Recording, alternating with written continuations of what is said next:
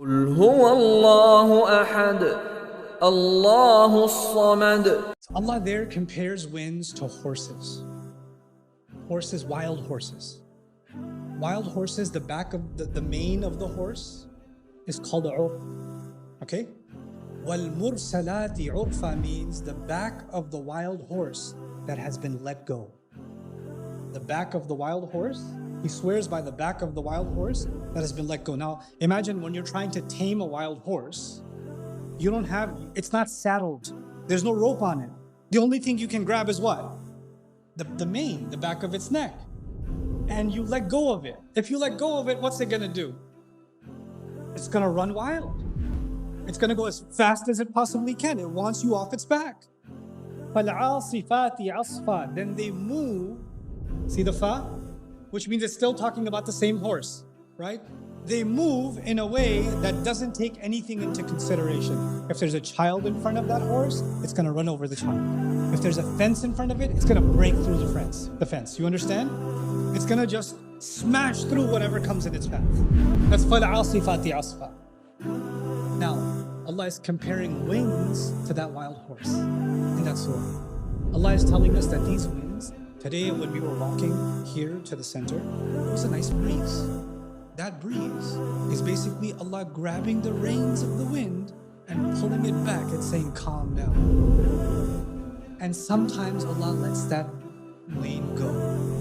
And when He lets it go, we call those tornadoes and hurricanes and typhoons, and that's you know what that means? That the natural way of these winds is to be wild.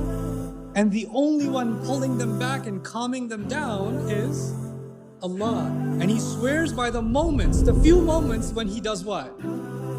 He lets them go, and when they move, they don't care about what's in their path. If there's a house in front of them, the house is gone in 30 seconds. There's a building, there used to be a building here. I live in Texas, in Dallas, it's inland, and it's actually a tornado zone. So sometimes Allah lets the back of the horse go, and you'll see brick houses. Within 10 to 15 seconds, you will not know there was a house here. Within 10 to 15 seconds. Once it touches down, now a bomb couldn't do what these winds do. It couldn't do what these winds do. It's unreal the kind of damage they can unleash. So that's what He's talking about, the destructive power of winds. And He's telling the people in Surah Al-Mursalat that He's talking to, He's telling them, listen, the only reason you're actually talking all this trash and insulting the Prophet and saying, oh, you're gonna come after us, you and what army? Allah says, the army you feel on your face every day. It's just a matter of me letting go of this a little bit. Then He contrasts this and says, وَالنَّاشِرَاتِ نَشْرًا وَالْفَالِقَاتِ. See, وَالنَّاشِرَاتِ نَشْرًا. What does wa do? Same thing or different thing now?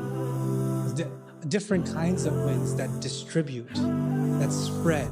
They spread seeds, they spread pollen, they spread clouds, they spread rain, and they divide up. Another word for division, al-fariqat. They divide up the rizq of Allah. So Allah is saying the same winds that can bring death are the same winds that bring life. Right? That's the beautiful imagery in Al-Mursalat. But now let's come back to Al-Dhariyat. I'm most convinced, and I incline towards the meaning, that all of these quotes are actually directly referring to the winds. They are referring to them. That's what I find most convincing. And if there are other implications, they are by connection to the wind, but not directly. Okay? So from that point of view, now what I want you to do is I want you to understand, by the way, all of these are the oaths, but the oaths are not the point. What's the point?